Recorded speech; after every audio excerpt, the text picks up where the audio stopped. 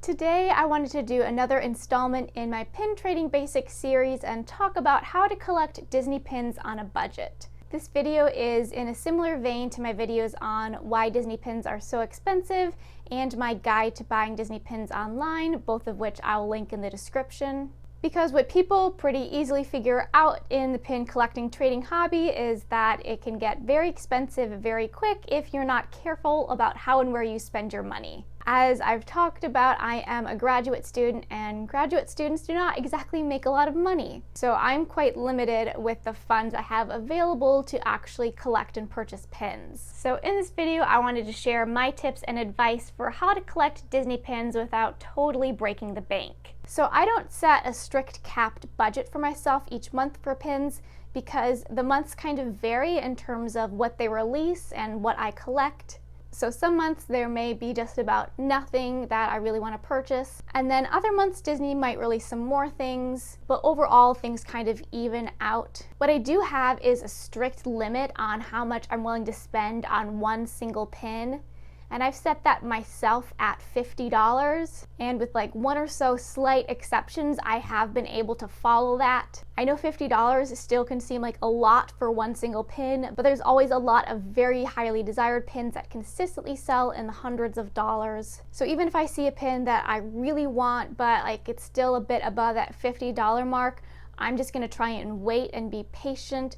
And oftentimes pretty much all the pins that I had hoped would come down to that price range did. So you just need to figure out what you prefer. Do you prefer to set a consistent pin budget you're going to allow yourself each month, or is it more on a pin by pin basis? My pin budget is pretty much set by the amount of extra income I get in, and for me I make a little bit from the YouTube AdSense revenue, and then I also sell ears on Etsy, so I'll get a little bit from there as well. I pretty much kind of divide that in half going toward paying my bills and the other half of that as kind of my funny money. A good chunk of that will go back into my channel if I end up doing any mystery pin unboxings or openings or for some Disney subscriptions. However, now my best friend Sarah and I were officially planning a trip to Disneyland next summer, so pretty much like everything I earn from AdSense on revenue I need to save up for the trip.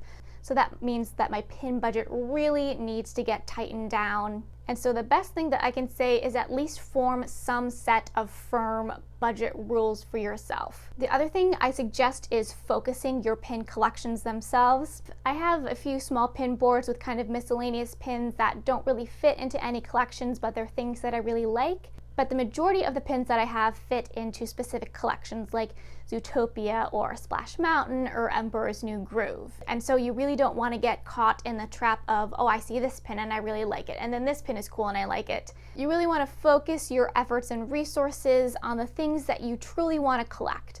And so think about the things that actually mean something to you. So Splash Mountain is very much tied to my memories in the parks. Splash Mountain was like my first pin collection when I had like 3 Splash Mountain pins. The movie Zootopia speaks to me so much. Its messages on prejudice and racism and gender equality speak such volumes. And so it's a fun movie, but it also does mean something. So do your best to focus on curating specific collections instead of just kind of randomly getting everything, because Disney does release quite a few pins every month and you don't want to get caught in the trap of, oh, I want this and this and this. Think about the things that you're really going to enjoy and hold on to for a long time. And kind of going along with collections, I really am a pin collector and not that much of a pin trader. A lot of that is based on my pin budget because I can't afford to just get pins for trading. Trading, you never know if somebody's going to want the pin you have or the pin that they have, and especially once it gets up into higher end pins. If I'm going to spend money on pins, I really want them to be things that are going to be in my collections and not things that somebody may want to trade for. So that's why pretty much all of my trading pins are just open edition pins, they're mystery pins, hidden Mickey pins, and I still really like that type of trading. Honestly, I think mystery pins are some of the best things that you can trade for because people are trying to complete sets, so you can easily trade the mystery pins you have for the ones that someone else has. They're not that expensive, and I really find that to be a fun level of trading. Right now I'm thinking, I don't know if I have any like limited edition pin traders, because if I'm going to spend the money on an LE pin, usually it's because it's going right in my collection. I can't spend money on something that I want to keep and then additional money on something that I may trade. So for myself on a budget, I make the choice to focus on my collections rather than on my trading pins.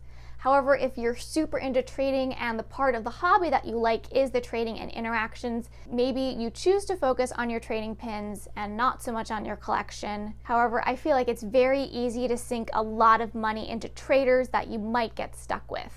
The other really important thing about collecting pins on a budget is being very savvy when buying pins. My mother is definitely a deal finder. Pretty much every store we go into, we always head right back to the clearance section. So she trained me well with kind of being patient and waiting for deals. And that's what I do a lot of to get a lot of the pins in my collection. Some of the best deals that I found actually came from the Shop Disney Parks app. It was kind of at the beginning of this year and end of last year. They were selling pins that were still sold in the parks for like $1 or $2. And so I got a whole bunch of those.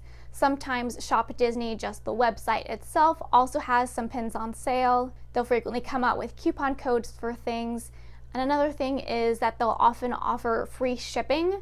And so if you just want to buy a pin or two, I pretty much always wait until they have free shipping, since shipping itself often can be the cost of one single pin. So be sure to actually scope out deals. And the deals that you'll find on Shop Disney or sometimes on the Shop Disney Parks app are more so related to open edition pins. So also keep in mind that open edition pins are called open edition for a reason, because they theoretically should be in the parks for quite a long amount of time. So if there's a brand new open edition release, don't feel super crazy like you have to get it right now and you might pay a little premium because everybody wants it right now. It's going to be available for months, if not years. So especially with those types of pins, try and wait to see if it'll come up on the Shop Disney Parks app with free shipping, or maybe they also add it to Shop Disney and there are some discounts there. Otherwise, there's eBay, and quite frequently they've been coming out with coupons that you can use on pretty much any purchases. They might have a coupon for 15 or 20-something% off your entire purchase. I think you might usually have to purchase a minimum of $25, but also know that eBay will come out with coupons, and so that's great to use for maybe some of the common pins you've been wanting. And also, if there's more of a higher end pin, that coupon can kind of cut the price down. I oftentimes find that eBay, in terms of buying pins and sticking to a budget, is a bit of a double-edged sword, because you can find some really good deals there, but it's also very easy to tempt yourself to buy other pins. So what I mean by this is you kind of want to regularly search for the pins that you're looking for to see what prices they're coming up, if a really good deal comes up, because if a good deal comes up, it's probably going to go pretty quickly. However, if you're always looking at pins, you'll see, oh, that pin's really cool, I kind of want that, and ooh, that one's really neat. So you don't want to end up tempting yourself too much. What I try and do in those instances, if I see a really cool pin that comes up, I'm going to head over to PinPics and put that down on my wants list. So if you don't use PinPics, it's categorized into the things that you own, the things that you want, and the things that you're trading. So I kind of curate and keep my want tab as things that I kind of come across and like, ooh, that's really cool, but I should not buy that and like don't have the money for it now. And so maybe slowly over time, I can kind of chip away at that want list. And maybe those are things I'll try and trade for, but you're gonna have to prioritize what you wanna get. But in general, I'd say if you wanna collect pins on a budget, the most important thing to practice is patience. Because of course, when a new pin is released, everybody's probably gonna want it right away then. But I have to tell myself, just wait it out. Prices will come down, it'll settle more at a market value. So this patience is probably a little bit more applicable to pins that are released from the Disney Studio Store Hollywood, and also pins that kind of take a little bit more time and effort to get. Because also a lot of times, like a pin from the studio store, or if it's some special release related to a D23 event, people include their time and effort taken into the pin in the price of the pin. And as you kind of wait a little bit, then it more so just kind of goes down to the price of the pin and a little bit less of all that was involved in getting it. So you're really going to want to try and practice patience and restraint, and you have to be aware that you're not going to be able to get every pin that you want. There are a lot of really special Zootopia pins I'd love to add to my collection, but even being as patient as possible, prices still just can't come down. They have not and don't seem to be within my $50 per max pin budget. And so you just kind of have to say, all right, well, I don't need that pin. They're just pins. I have plenty of others that are just as cool. Or maybe not quite as cool, but cool enough. So typically with hype, you do want to wait it out, but sometimes right when a pin comes out, that will be its cheapest price. And that is pretty much always applicable to limited edition pins that are released in the Disney parks. Pretty much on all of the Facebook groups, you'll find people that pick up those pins every week at cost. And so that really is the cheapest that you can get that pin for. So my recommendation, if you're on a budget and you want an Ellie pin from the park, is pre-order a pickup from somebody who is trusted in the community and does regular pickups. I've also kind of recently found the website mydisneyshop.com and have really been loving that for Ellie pins and some other pins from the parks, because usually with the Ellie pin releases from the parks, the prices will only go up. And that's especially the case if it's the first pin released in a monthly series. So I think I brought this up in my Why Are Disney Pins So Expensive video, the Disney Donut Shop series that's releasing this year.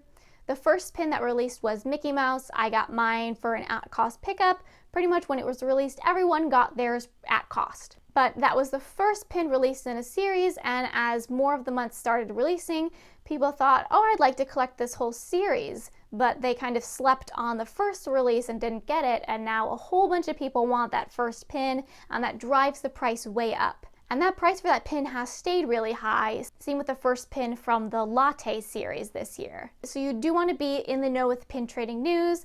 The best thing to do is follow and check out DisneyPinsBlog.com. They'll give you all the info on the latest releases. So be on top of those new limited edition releases from the parks, and know that for the US parks, you can pretty much always get those Ellies picked up at cost. That is not the same for the Ellies released like in Hong Kong or Shanghai or Paris.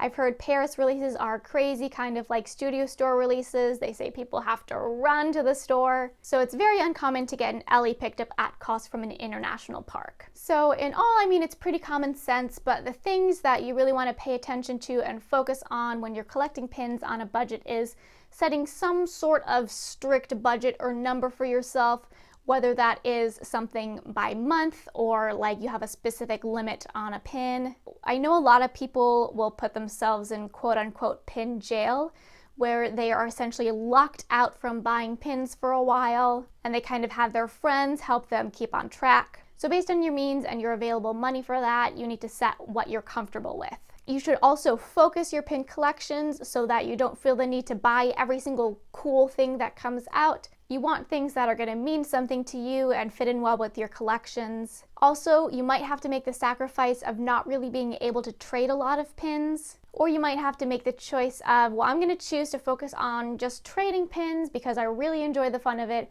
rather than actually collecting pins. You need to be very savvy with all the sale deals that are going on, both on places like the Shop Disney sites and also on eBay. But you also don't want to tempt yourself too much. So it's this very fine balance that you have to strike. Try your best to practice as much patience as you can when waiting for a deal to come up or waiting for prices to come down.